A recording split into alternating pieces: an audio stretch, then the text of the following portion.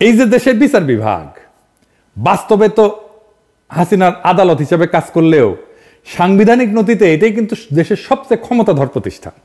এতটাই ক্ষমতাধর যেটা সংসদ বা জনগণের ক্ষমতার চাইতেও শক্তিশালী, এমনকি সংবিধানের ঊর্ধ্বে।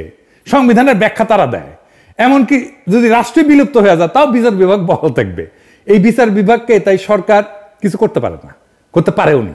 হাসিনার তৈরি করা এই স্ট্যাবলিশমেন্টই এখনো বহাল আছে। আজ যারা এই যে মবের সমালোচনা করতেছে তাদের অনেকেই কিন্তু কিছুদিন আগে যে বিচারিক অভ্যুত্থান জুডিশিয়াল কু করতে গেছিল না, সেটা ছাত্র জনতার প্রতিরোধ করায় স্বস্তির নিঃশ্বাস ফেলছিল। কারণ তখন আর কোনো পথ খোলা ছিল না, তো বিচার বিভাগের উপরে কারো হাত ছিল না। এক সময় সংবিধানে বিচারকদের ইমপিচমেন্টের বিধান ছিল, অভিশংসনের বিধান ছিল, তাদেরকে লজ্জা দেওয়ার বিধান ছিল, যেটা দিয়ে তাদেরকে অপসারণ করা যেত। সেখানে সংসদের কিছু ক্ষমতা ছিল, কিন্তু বিচার বিভাগ সেটা বাতিল করে দিচ্ছে।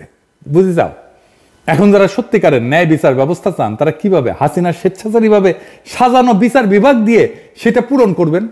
একমাত্র সমাধান হইল বিচার বিভাগকে সম্পূর্ণভাবে পুনর্গঠন করা, নতুন করে একটা বিচার ব্যবস্থা গড়ে তোলা। আর সেটা করতে হইলে সংবিধান সংশোধন করতে হবে এবং বিচার বিভাগের উপরে জনগণের সর্বোচ্চ কর্তৃত্ব প্রতিষ্ঠা করতে হবে। জনগণ সর্বোচ্চ, বালের সংবিধান, বালের বিচার বিভাগ, সবার উপরে জনগণ। এই বিচার বিভাগ যখন ন্যায় বিচার দিবে না, যখন ক্ষমতাসীন দলের লোকদের রেহাই দিয়ে দিবে, তখন জনগণ কিভাবে ন্যায় বিচার পাবে? সরকার চাইলেও তখন বিচার নিশ্চিত করতে পারবে না। মজার বিষয় হলো বিচার বিভাগের সাথে যখন সরকারের সংঘাত সৃষ্টি হবে তখন সরকারের হাতে একমাত্র পথ থাকে জনতাকে ডাক দেওয়া।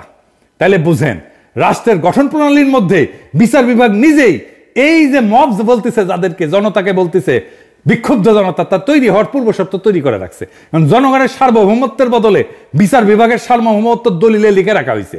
জনগণ বিচার বিভাগের খবরদারি মানবে কেন? রাষ্ট্রের মালিক জনগণ, বিচার বিভাগ না।